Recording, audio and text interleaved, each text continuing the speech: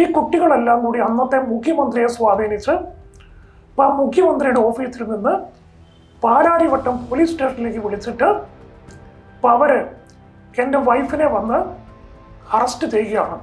പക്ഷെ ഞങ്ങൾ 100% നിരപരാധികൾ, ഒരു തെറ്റും ചെയ്തിട്ടില്ല, ഒരു കുട്ടിയുടെ കയ്യിൽ 1 രൂപ വാങ്ങിച്ചിട്ടില്ല. എൻ്റെ വൈഫിനെ സംബന്ധിച്ച് പറയുമ്പം ഒരു പോലീസ് അറസ്റ്റ് ചെയ്യുക, പത്രത്തിൽ ഇങ്ങനെ ഒരു വാർത്ത വരിക, അപ്പം ഒന്ന് ചിന്തിക്കാൻ പോലും ഇപ്പം നമ്മുടെ ഹൃദയം പൊട്ടിപ്പോകുന്ന പോലുള്ള അവസ്ഥയാണ്. ഇപ്പം ഞങ്ങൾക്ക് പോലീസിൽ കേരള പോലീസിൽ തന്നെ ചില ഉന്നതമായ ബന്ധങ്ങൾ ഉണ്ടായിരുന്നു. അത്തരം ബന്ധങ്ങൾ അന്നും ഇന്നും ഒന്നും പുറത്തറിയിക്കാറില്ല. അപ്പം അങ്ങനെ വന്നപ്പോൾ അതിലൊരാളെ വിളിച്ചപ്പോൾ അദ്ദേഹം പാലാരിവട്ടം പോലീസ് സ്റ്റേഷനിൽ വിളിക്കുകയും പെട്ടെന്ന് തന്നെ നിരുപാധികം എൻ്റെ വൈഫിനെ അവിടുന്ന് പോലീസ് സ്റ്റേഷനിൽ നിന്ന് വിടാനും ആ കേസ് റദ്ദാക്കാനും പറഞ്ഞു.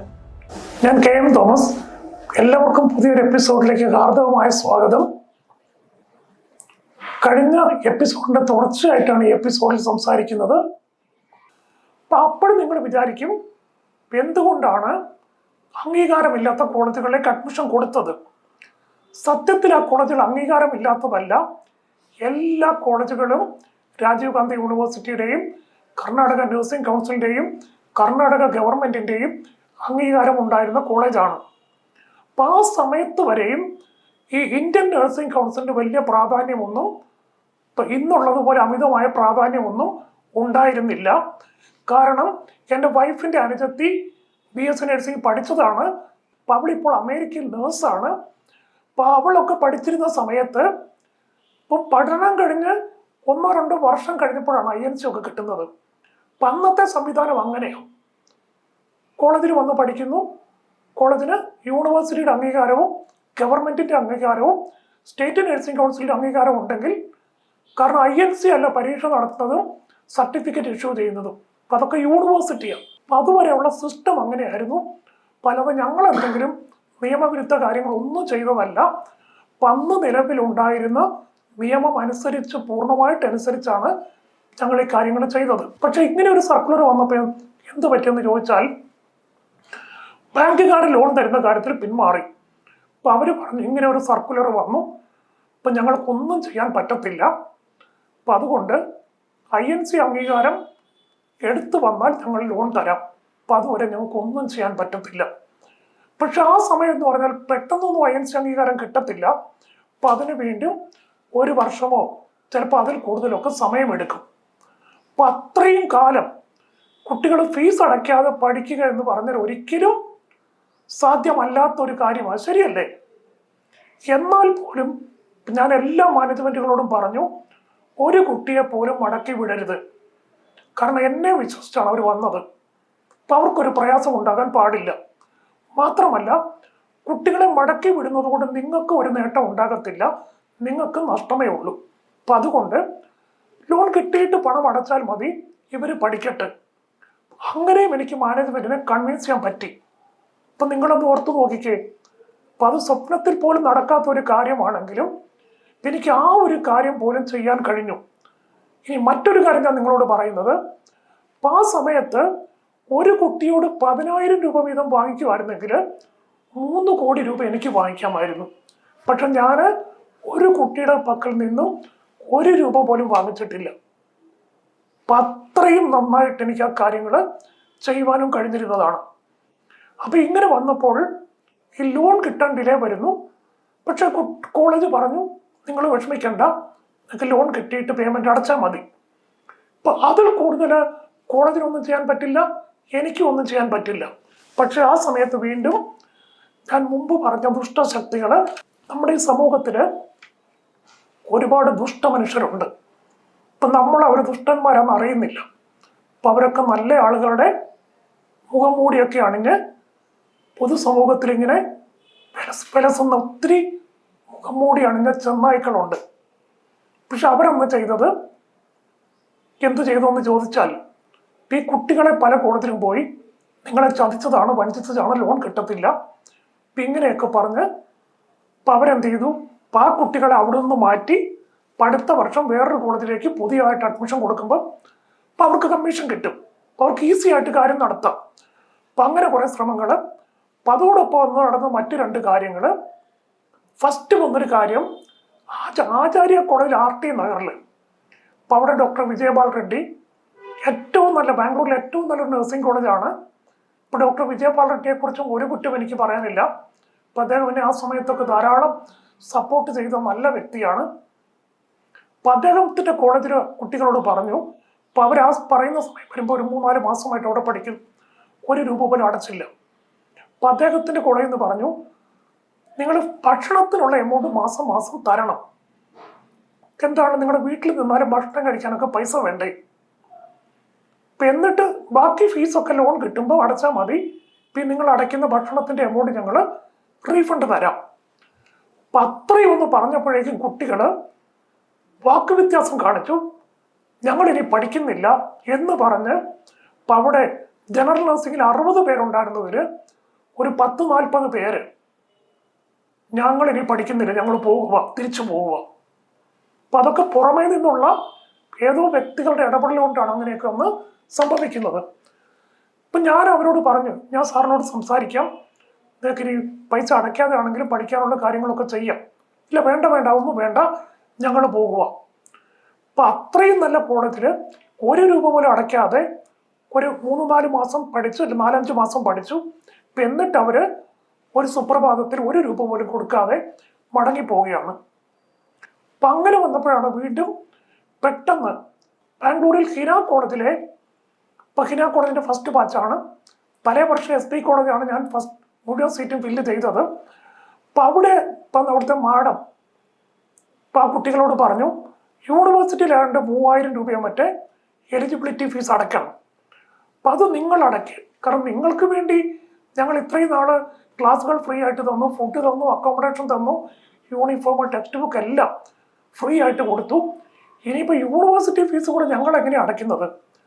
തൽക്കാലം നിങ്ങളത് അടയ്ക്കുക, പിന്നെ ലോൺ കിട്ടുമ്പോൾ അതങ്ങ് റീഫണ്ട് തരാം. അപ്പം അങ്ങനെ പറഞ്ഞതിൻ്റെ പേരിൽ അവിടുന്ന് കുട്ടികൾ വാക്ക് വ്യത്യാസമാണ്, ഞങ്ങളത് അടയ്ക്കത്തില്ല. അപ്പോഴും ഞാൻ പറഞ്ഞു, അടയ്ക്കത്തില്ലെങ്കിൽ കുഴപ്പമില്ല, ഞാനത് പറഞ്ഞ് റെഡിയാക്കാം, നിങ്ങൾ അടയ്ക്കണ്ട. അങ്ങനെ പറഞ്ഞിട്ട് പോലും ആ കുട്ടികൾ, അപ്പം അവർ കുറേ കാര്യങ്ങൾ പ്ലാൻ ചെയ്ത്, കുറച്ച് രക്ഷകർത്താക്കൾ ഒരു ദിവസം പെട്ടെന്ന് കോളേജിൽ വന്നു.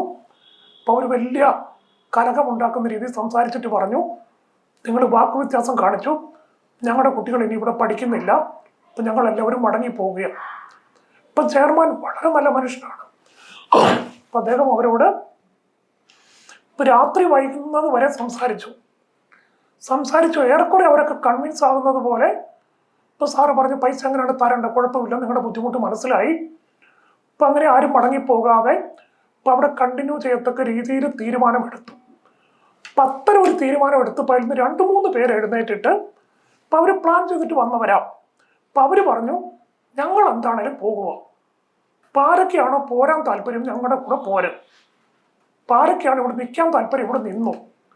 അപ്പം അങ്ങനെ പറഞ്ഞപ്പോഴും 30 പേരുള്ള 60 കുട്ടികളിൽ 30 പേരോളം അപ്പം ആ രാത്രിയിൽ ഇപ്പം ചെയർമാൻ സാറ് റോഡിൽ ഇറങ്ങി നിന്നിട്ട് അദ്ദേഹം പറഞ്ഞു, കൈ കൂപ്പിക്കൊണ്ട് അദ്ദേഹം പറഞ്ഞു, നിങ്ങളിങ്ങനെ പോകണ്ട, പൈസ അടയ്ക്കണ്ട, നിങ്ങൾ ലോൺ കിട്ടിയിട്ട് പൈസ തന്നാൽ മതി, അപ്പം അതിൽ കൂടുതൽ എന്താ പറയുന്നത്. എന്നിട്ട് അവർ ആ കോഴ്സ് ഡിസ്കണ്ടിന്യൂ ചെയ്ത് അപ്പം അത്രയും നാൾ പഠിച്ച ഫീസില്ല, ഭക്ഷണത്തിന് പൈസ ഇല്ല, യൂണിഫോമിനും ടെക്സ്റ്റ് ബുക്കിനും 1 രൂപ പോലും കൊടുക്കാതെ അപ്പം അവരൊരു രാത്രിയിൽ, അപ്പം ആ സെയിം രാത്രിയിൽ അപ്പം അവരൊരു 30 പേരോളം കോളേജിൽ നിന്ന് പോയി.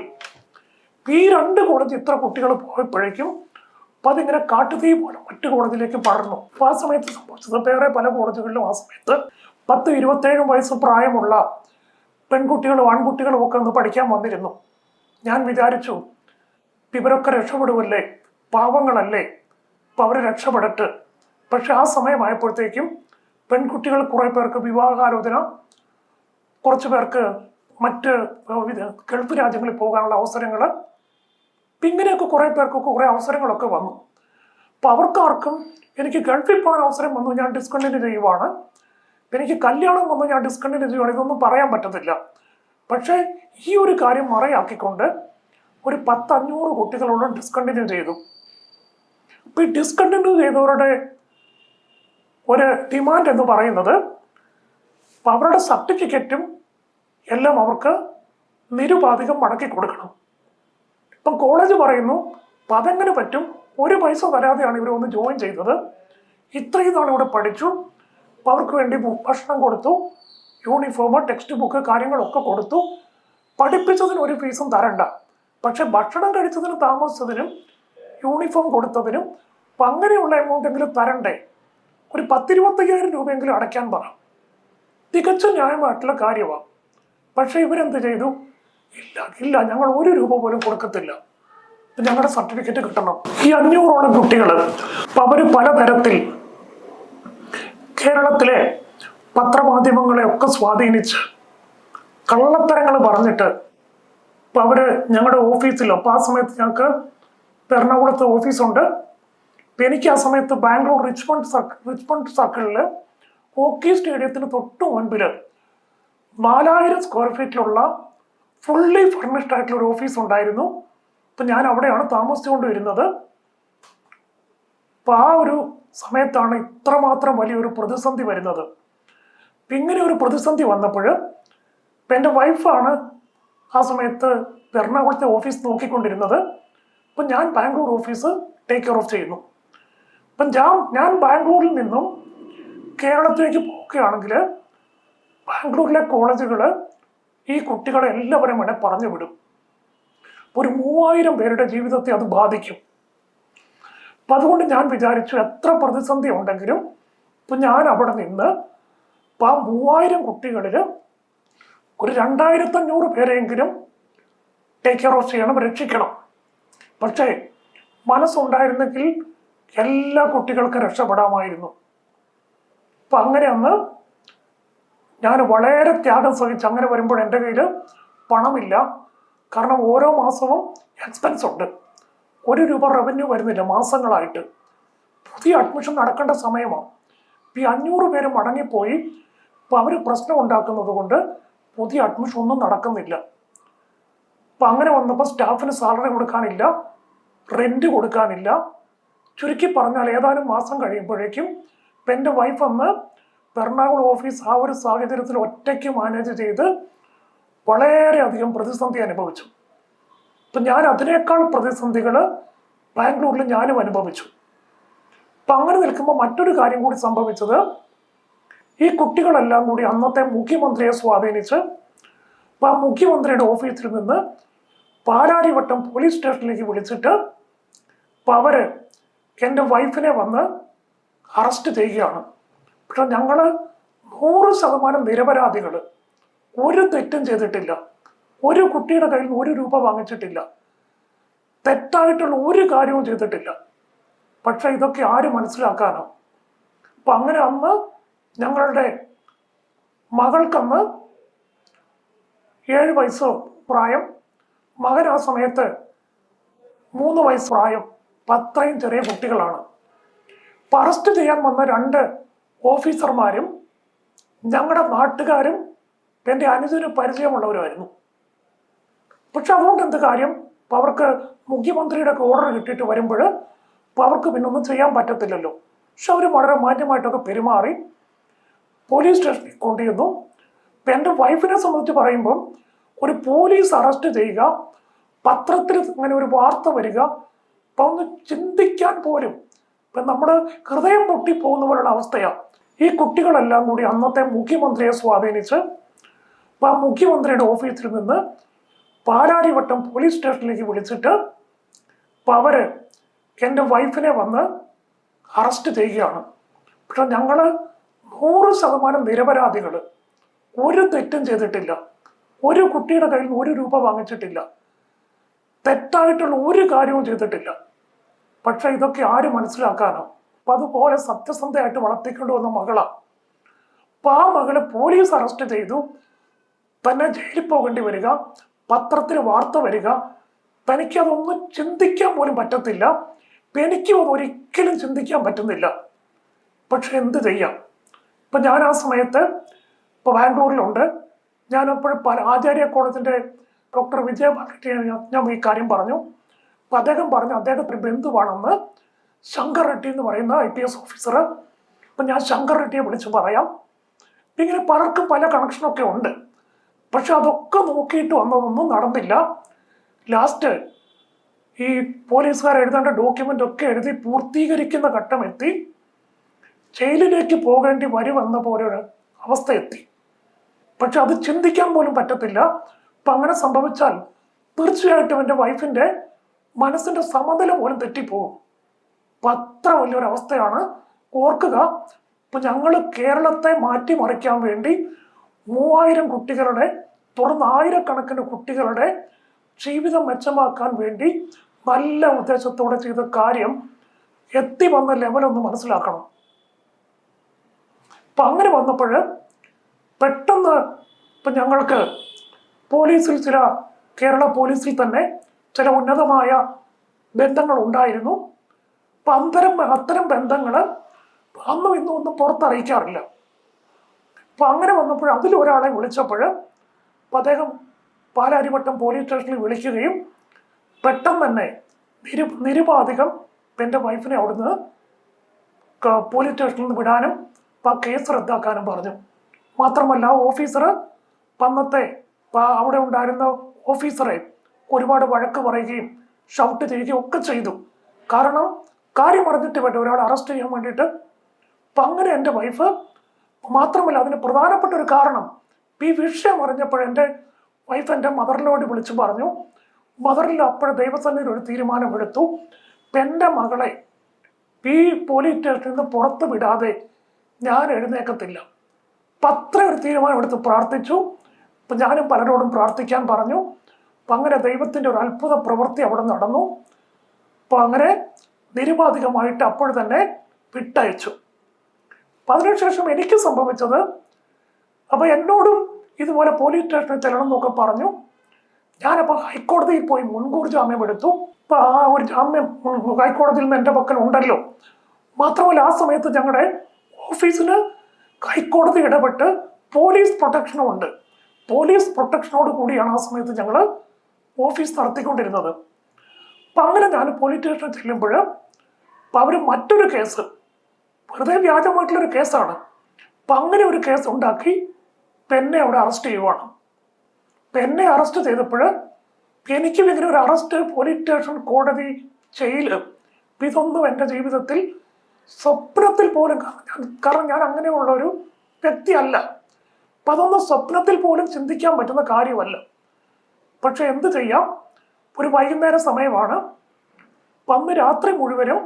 പക്ഷെ ആ പോലീസ് സ്റ്റേഷനിൽ ഒത്തിരി പേര് എൻ്റെ സുഹൃത്തുക്കളും, ഇപ്പം ഞാൻ നന്മ ചെയ്തവരും, ഞാൻ വഴി ഇപ്പം അവരുടെ മക്കൾ അഡ്മിഷൻ എടുത്തവരും ബന്ധുക്കൾ അഡ്മിഷൻ എടുത്തവരും ഒക്കെ ഉണ്ടായിരുന്നു. അപ്പം അവർക്ക് എന്നെ അറിയാം. അപ്പം അവർ ചെയ്തത്, എനിക്ക് ലോക്കപ്പിലൊന്നും കിടക്കേണ്ടി വന്നില്ല. എനിക്കന്ന് രാത്രി അവർ ഈ അവിടെ പോലീസുകാർക്ക് കിടക്കേണ്ട കട്ടിലുണ്ട്, അപ്പം ആ കട്ടിലൊക്കെ ക്രമീകരിച്ച് തന്ന്, എനിക്ക് കൊതുക് തിരിയും, കൊതുക് വരാതെ ഉള്ള നെറ്റും ഒക്കെ ക്രമീകരിച്ച് തന്ന് എനിക്ക് അവിടെ സുഖമായിട്ട് ഉറങ്ങാനുള്ള കാര്യങ്ങളൊക്കെ അത്രയൊക്കെ അവർ ചെയ്തു.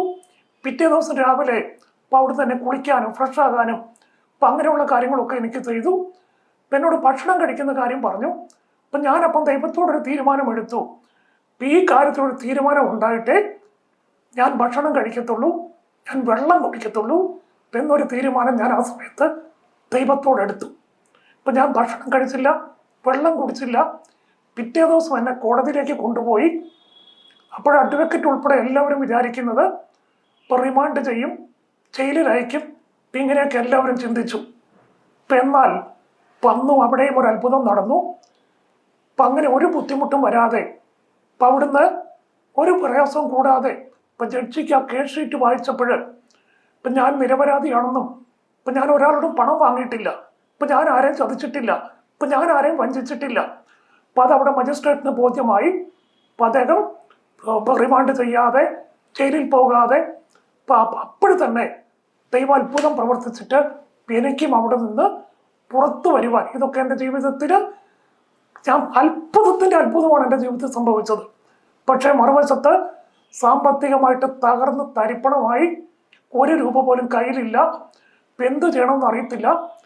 എന്നിട്ട് ഞാനപ്പോൾ ആ സമയത്ത് പിന്നെ കേരളത്തിൽ ഓഫീസ് നടത്തുമ്പോൾ, കാരണം ഈ പ്രശ്നമാണ്, അഡ്മിഷൻ ഒന്നും നടക്കത്തില്ല, ഞങ്ങൾ നിരപരാധിയാണ്, പക്ഷെ എന്ത് ചെയ്യാം.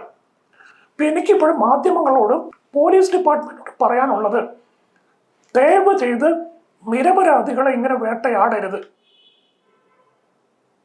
ഇപ്പോഴും പത്രമാധ്യമങ്ങളിൽ പല വാർത്തകളും വരുമ്പോൾ പലതും പോലീസ് കെട്ടിച്ചമയ്ക്കുന്നതാകും. ഇപ്പോഴാണ് എനിക്കത് മനസ്സിലാകുന്നത്. പക്ഷെ പൊതുജനങ്ങളായിട്ടുള്ള നമ്മൾ എന്ത് വിചാരിക്കും? അപ്പോൾ അവരൊക്കെ കുറ്റവാളികളാണ്, കുറ്റം ചെയ്തവരാണ്. കുറ്റം ചെയ്യുന്നവർ ചിലപ്പം 10%, 20% ഉണ്ടാകാം. ഇങ്ങനെയൊക്കെ വരുന്ന കേസുകളിൽ ഒരു 80% ചിലപ്പോൾ നിരപരാധികളായിരിക്കും. അപ്പം അതുകൊണ്ട് ഇപ്പം നല്ലവരായിട്ടുള്ള പോലീസ് ഓഫീസർമാരും ഉണ്ട്.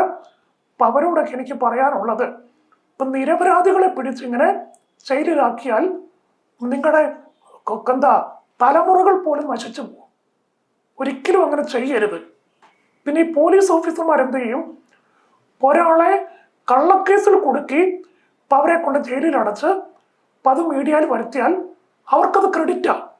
നേരെ മറിച്ച് അവര് ഇയാൾ നിരപരാധിയാന്ന് പറഞ്ഞ് വിട്ട് കഴിഞ്ഞാൽ എന്താ സംഭവിക്കുന്നത്?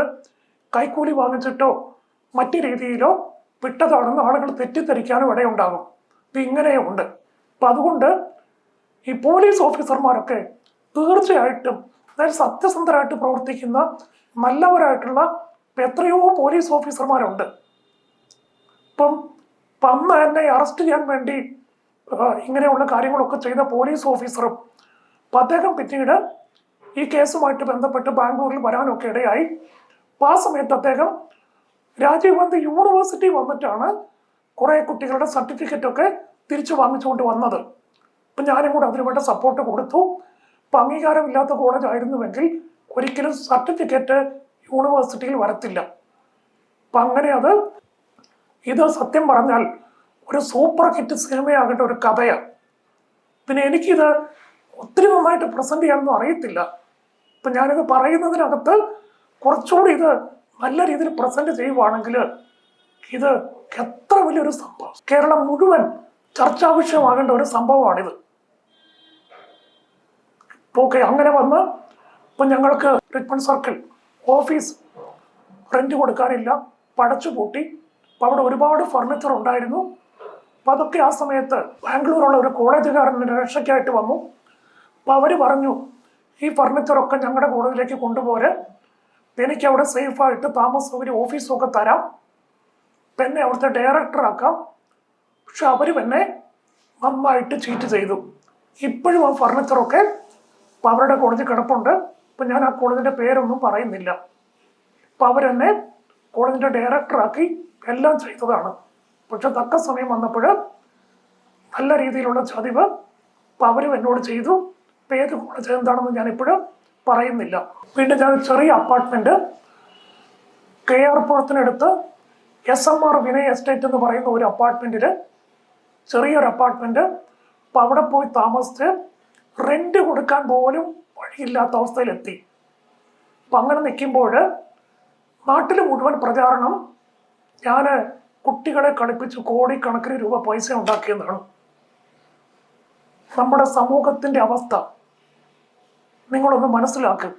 യഥാർത്ഥ അവസ്ഥ ഇതായിരിക്കുമ്പോൾ ആ സത്യം മനസ്സിലാക്കാതെ ഇപ്പം മീഡിയകൾ പോലും, ഇപ്പം മീഡിയയ്ക്കും സത്യമല്ല വേണ്ടത്, അപ്പം അവർക്ക് കുറേ ഹൈപ്പ് ഉണ്ടാക്കി അപ്പം അവരുടെ സർക്കുലേഷൻ കൂട്ടണം. അപ്പം അതാണ് മീഡിയകൾ ശ്രമിക്കുന്നത്. പക്ഷെ എങ്കിൽ പോലും എന്താ, എനിക്ക് ഒരു പരിധിയിൽ കവിഞ്ഞ പ്രയാസങ്ങളൊന്നും എനിക്ക് ഉണ്ടായില്ല. ഇപ്പം എന്നെക്കുറിച്ച് നെഗറ്റീവായിട്ട് കേരളത്തിലെ മുഖ്യധാര മാധ്യമങ്ങളിലെല്ലാം TV ഉൾപ്പെടെ വലിയ ഹെഡ്ലൈനായിട്ടുള്ള വാർത്തകളൊക്കെ ആ സമയത്ത് വരികയൊക്കെ ചെയ്തു. അപ്പം ആ സമയത്ത് പോലും ഇപ്പം ഞാൻ ഒരു ദിവസവും ഒളിവിൽ പോവുകയോ ഒളിച്ചു താമസിക്കുകയോ ഒന്നും ചെയ്തിട്ടില്ല. അപ്പം ആ സമയത്ത് ഞാൻ ബാംഗ്ലൂരിലുണ്ട്, ഞാൻ പുറത്തിറങ്ങി നടക്കുന്നുണ്ട്. അപ്പം ഞാൻ ആ സമയത്ത് അവിടെ ബാംഗ്ലൂരിലെ ഹെബ്ബാളിൽ പാസ്റ്റർ MA വർഗീസിൻ്റെ ബെഥേൽ ഏജി എന്ന് പറഞ്ഞ ചർച്ച ഉണ്ട്. അപ്പം ആ സമയത്ത് ഈ പ്രശ്നങ്ങൾ നടക്കുമ്പോൾ പോലും ഒരു ദിവസം പോലും ഞാൻ ചർച്ച മുടക്കിയിട്ടില്ല. അപ്പം ഞാൻ ഈ പ്രശ്നങ്ങൾ കൊടുമ്പിരി കൊണ്ടിരിക്കുന്ന സമയത്തും ഇപ്പം ഞാൻ ആ ചർച്ചിന് പോകും. അപ്പം അതിനു മുമ്പ് ഞാൻ കുറച്ച് നാളുകൾ ഈ റിച്ച്മണ്ട് സർക്കിൾ താമസിച്ചിരുന്ന സമയത്ത് ഞാൻ അപ്പം അവിടെ തൊട്ടടുത്തായിട്ടൊരു AG ചർച്ച് ഉണ്ടായിരുന്നു. അപ്പം അതിൻ്റെ പാസ്റ്റർ മാണി ഇമ്മാനുവലായിരുന്നു. അപ്പം അദ്ദേഹം എൻ്റെ സുഹൃത്തായിരുന്ന ടോമി ഇമ്മാനുവലിൻ്റെ ബ്രദറായിരുന്നു. അപ്പം അതൊരു നല്ല പാസ്റ്റർ, മിക്കവാറും എനിക്ക് വേണ്ടി പ്രാർത്ഥിക്കുകയും എൻ്റെ അടുത്ത് വരികയും ഒക്കെ ചെയ്തിരുന്ന ഒരു നല്ല ദൈവദാസനായിരുന്നു പാസ്റ്റർ മാണി ഇമ്മാനുവൽ. അപ്പം അതുപോലെ തന്നെ ഞാൻ KR-പുരത്ത് SMR വിനയ് എസ്റ്റേറ്റിൽ താമസിച്ചുകൊണ്ടിരുന്ന സമയത്താണ്, അപ്പാർട്ട്മെന്റിൽ താമസിച്ചപ്പോഴാണ് ബഥേൽ AG ചർച്ചിൽ പോയിക്കൊണ്ടിരുന്നത്. പക്ഷേ കുറെ നാളുകൾ കഴിഞ്ഞപ്പോൾ എന്ത് സംഭവിച്ചെന്ന് ചോദിച്ചാൽ എൻ്റെ കയ്യിൽ 1 രൂപ പോലും ഇല്ല. അപ്പം അവിടെ താമസിക്കാനോ ഒന്നും റെന്റ് കൊടുക്കാൻ വഴിയില്ല. ആ സമയത്ത് പോലുമാണ് ഞാൻ കുറച്ച് പൂനെയിലേക്കുള്ള മെഡിക്കൽ അഡ്മിഷൻ, കാരണം ഈ ഒരു സാഹചര്യത്തിൽ ഒരാൾക്ക് പോലും ഒന്നും ചെയ്യാൻ പറ്റത്തില്ല. എന്നിട്ട് പോലും ഞാൻ ആ സാഹചര്യത്തിൽ കുറച്ച് മെഡിക്കൽ അഡ്മിഷനൊക്കെ നടത്തി. എന്നാലും പിന്നീട് പണമില്ലാതെ വരികയും അപ്പം അവിടെ എനിക്ക് തുടരാൻ പറ്റാതെ വന്ന്, അപ്പം അങ്ങനെ ഞാൻ വീണ്ടും വലിയ ഒരു പ്രതിസന്ധിയും വലിയ ഒരു കടഭാരത്തിലുമായി. പക്ഷേ 100 കോടി രൂപയൊക്കെ പ്രോഫിറ്റ് ഉണ്ടാക്കി വലിയ വിജയത്തിലേക്ക് പോകേണ്ട ഒരു സംഭവമാണ്. പക്ഷെ അന്ന് എനിക്ക് ഇന്നത്തെ ഒരു പ്രാപ്തി ഉണ്ടായിരുന്നുവെങ്കിൽ തീർച്ചയായിട്ടും അത് വരാതെ എനിക്ക് ഹൈക്കോടതിയെയോ സുപ്രീം കോടതിയോ ഒക്കെ സമീപിച്ച് ആ കുട്ടികൾക്ക് പെട്ടെന്ന് ലോൺ കിട്ടാനും ഒക്കെയുള്ള കാര്യങ്ങളൊക്കെ ചെയ്ത്, അല്ലെങ്കിൽ ആ സമയത്ത് എന്നെ സഹായിക്കാൻ ഒരു 10-50 ലക്ഷം രൂപ ഇൻവെസ്റ്റ് ചെയ്ത് ഈ പ്രശ്നം മനസ്സിലാക്കി എന്നോട് കൂടെ നിൽക്കാൻ ഒരു 50 ലക്ഷം രൂപ ഇൻവെസ്റ്റ് ചെയ്ത് എന്നോട് കൂടെ നിൽക്കാൻ ഒരാളുണ്ടായിരുന്നുവെങ്കിൽ എനിക്കത് 50 കോടി 100 കോടി രൂപ പ്രോഫിറ്റ് കിട്ടുന്ന വലിയ ഒരു അവസരമായി കൊണ്ടുപോകാൻ കഴിയുമായിരുന്നു. പക്ഷെ അന്ന് എനിക്ക് ഇൻവെസ്റ്റ്മെന്റിനെ കുറിച്ചോ അല്ലെങ്കിൽ അങ്ങനെ ഒരു സാധ്യത ഉണ്ടെന്നോ ഇത്തരം കാര്യങ്ങളൊന്നും എനിക്ക് അറിയില്ല. പിന്നീടാണ് ഇങ്ങനെ ഒരു ഇൻവെസ്റ്റ്മെന്റ് ഓപ്പർച്യൂണിറ്റി ഉണ്ടെന്നും അത്തരം കാര്യങ്ങളൊക്കെ എനിക്ക് പിന്നീടാണ് മനസ്സിലാകുന്നത്. അന്ന് എനിക്കതൊന്നും അറിയില്ല. മാത്രമല്ല ആ കാര്യത്തിന് വേണ്ടി ഹൈക്കോടതിയെ സമീപിക്കാമായിരുന്നു, സുപ്രീം കോടതിയെ സമീപിക്കാമായിരുന്നു. കാരണം ഒരു 3000 കുട്ടികളുടെ ജീവിതത്തിൻ്റെ പ്രശ്നമായിരുന്നു. പക്ഷെ അതൊന്നും എന്നോട് ആരും പറഞ്ഞു തരാനുണ്ടായിരുന്നില്ല, എനിക്ക് അറിവുണ്ടായിരുന്നില്ല. അപ്പം അതുകൊണ്ട് ഞാൻ വീണ്ടും ഇപ്പം നിങ്ങളൊന്ന് ചിന്തിച്ചേ, ഇങ്ങനെ ഒരു സാഹചര്യം വന്നാൽ ഏത് വ്യക്തിക്കാണ് പിടിച്ചു നിൽക്കാൻ കഴിയുന്നത്? എന്തു ചെയ്യും? ഇപ്പം നിങ്ങൾ പലരും പറയും ഇപ്പം ആത്മഹത്യ ചെയ്യരുത്, പക്ഷെ എന്താ ചെയ്യുന്നത്? ഇത്രമാത്രം പ്രതിസന്ധി നിരപരാധിയായിട്ടുള്ള ഒരു വ്യക്തിയുടെ ജീവിതത്തിലേക്ക് വന്നാൽ ഇപ്പം എന്ത് ചെയ്യാം? എന്നാൽ ഈ പ്രതിസന്ധിയെയും ഇപ്പം ഞാൻ എൻ്റെ ജീവിതത്തിൽ അഭിമുഖീകരിച്ച് ഇപ്പം ഞാൻ അതിൽ നിന്ന് ക്ഷേമെടുക്കാനിടയായി. ഇപ്പം നിങ്ങൾക്ക് ആ കഥ കേൾക്കുവാൻ, ആ സ്റ്റോറി കേൾക്കുവാൻ, ആ ജീവിതാനുഭവം കേൾക്കുവാൻ നിങ്ങൾക്ക് ഏവർക്കും താല്പര്യമെന്ന് ഞാൻ കരുതുന്നു. അപ്പം അത് ഞാൻ അടുത്ത എപ്പിസോഡിൽ നിങ്ങളോട് ആ സ്റ്റോറി ഞാൻ പറയാം. അപ്പം അത് ഇതിനേക്കാൾ അത്ഭുതകരമായ സ്റ്റോറിയാണ്. അപ്പം ഞാനത് അടുത്ത എപ്പിസോഡിൽ പറയാം. അപ്പം നിങ്ങളെല്ലാവരും ഇതൊന്ന് ഷെയർ ചെയ്ത് കേരളത്തിലെല്ലാവരും ഇത് കാണണം, ഒരാൾ പോലും കാണാതിരിക്കരുത്. പിന്നെ ഞാൻ പറയുവാണ്, ഒരാൾ പോലും ഇതിന് നെഗറ്റീവായിട്ടുള്ള കമൻറ്റുകൾ കൊടുക്കരുത്. ഒരാൾ പോലും നെഗറ്റീവ് കമൻറ്റ് കൊടുക്കരുത്. അപ്പം നിങ്ങൾ എന്നോട് ചേർന്നൊന്ന് നിൽക്ക്, ഞാൻ കുറച്ച് അത്ഭുതങ്ങൾ വീണ്ടും കാണിച്ചു തരാം. BSc നഴ്സിംഗ് കോഴ്സ് പാസ്സായി MSc നഴ്സിംഗ് പഠിക്കുകയാണെങ്കിൽ നിങ്ങൾക്ക് നഴ്സിംഗ് കോളേജുകളിൽ ട്യൂട്ടറായി ജോലി ചെയ്യുന്നതിനുള്ള അവസരങ്ങളുണ്ട്. നഴ്സിംഗ് കോളേജിലെ ലെക്ചറിന് തുല്യമായ പദവിയാണ് നഴ്സിംഗ് കോളേജിലെ ട്യൂട്ടറിനും ഉള്ളത്. MSc നഴ്സിംഗ് കഴിഞ്ഞ് ലെക്ചറായി ജോലി ചെയ്തുകൊണ്ട് തന്നെ നിങ്ങൾക്ക് PhD ചെയ്യുന്നതിനുള്ള അവസരങ്ങളും ഉണ്ട്. നഴ്സിംഗിൽ PhD ചെയ്യാമെങ്കിൽ തീർച്ചയായിട്ടും മികച്ച നഴ്സിംഗ് കോളേജുകളിലെ പ്രിൻസിപ്പൽ ആകാനുള്ള അവസരങ്ങളും നിങ്ങളുടെ മുൻപിലുണ്ട്. അപ്പോൾ വിചാരിക്കും, ഇത് എല്ലാവർക്കും പറ്റുമോ എന്ന്. തീർച്ചയായിട്ടും ഇത് ആഗ്രഹിക്കുന്ന ഏതൊരു വ്യക്തിക്കും സാധ്യമാകും എന്നുള്ളതാണ് വാസ്തവം. ഈ കാലഘട്ടത്തിൽ നഴ്സിംഗ് കോളേജുകളിലെ ട്യൂട്ടർമാരും പ്രിൻസിപ്പൽമാരും IELTS, OET, CBT, ജർമ്മൻ ഭാഷ തുടങ്ങിയ കോഴ്സുകൾ പഠിച്ച് വിദേശ രാജ്യത്തേക്ക് പോകുന്ന വലിയ ഒഴുക്ക് നമുക്ക് ഇപ്പോൾ കാണാം. ഈ മേഖല തിരഞ്ഞെടുക്കുകയാണെങ്കിൽ ഉറപ്പായും ഒരു ട്യൂട്ടർ ആകാനും അല്ലെങ്കിൽ അസിസ്റ്റന്റ് പ്രൊഫസറോ പ്രിൻസിപ്പളോ വരെ ആയി തീരുന്നതിനുള്ള അവസരങ്ങൾ നിങ്ങളുടെ മുൻപിലുണ്ട്. +2 ഹ്യൂമാനിറ്റീസ് കൊമേഴ്സ് പഠിക്കുന്ന വിദ്യാർത്ഥികൾക്കും നഴ്സിംഗ് പഠിക്കാം. പഠനം കഴിഞ്ഞാൽ 2.5 മുതൽ 3 ലക്ഷം രൂപ വരെ സാലറിയിൽ വിദേശത്ത് ജോലി ലഭിക്കുവാൻ അവസരമുണ്ട്. ജനറൽ നഴ്സിംഗ് അഥവാ GNM എന്ന കോഴ്സ് ഹ്യൂമാനിറ്റീസ് കൊമേഴ്സ് വിദ്യാർത്ഥികൾക്കും പഠിക്കാവുന്നതാണ്. സാമ്പത്തിക പ്രയാസമുള്ളവർക്ക് പഠനത്തിന് ആവശ്യമായ മുഴുവൻ തുകയും വിദ്യാഭ്യാസ വായ്പ ലഭ്യമാണ്. ജനറൽ നഴ്സിംഗ് പഠനത്തിന് ശേഷം താല്പര്യമെങ്കിൽ post BSc nursing, MSc nursing, PhD nursing പഠിക്കുന്നതിനും അവസരങ്ങളുണ്ട്. UK, Canada, Germany, Austria, Belgium, Switzerland തുടങ്ങിയ മിക്ക രാജ്യങ്ങളിലും BSc നഴ്സിംഗിനും ജനറൽ നഴ്സിംഗിനും തുല്യ അവസരങ്ങളാണ് നൽകുന്നത്. ഇപ്പോൾ മുതൽ തന്നെ ജർമ്മൻ ഭാഷ പഠിച്ചു തുടങ്ങാമെങ്കിൽ ജനറൽ നഴ്സിംഗ് പഠനം കഴിയുമ്പോൾ ജർമ്മനിയിൽ രജിസ്റ്റർഡ് നഴ്സ് ആകുവാനും അവസരം ലഭിക്കും. പ്ലസ് 2 പരീക്ഷ കഴിയുവാൻ കാത്തു നിൽക്കേണ്ടതില്ല. മാർഗനിർദ്ദേശങ്ങൾക്കായി CPTE ജർമ്മൻ ലാംഗ്വേജ് അക്കാദമിയുമായി ബന്ധപ്പെടുക.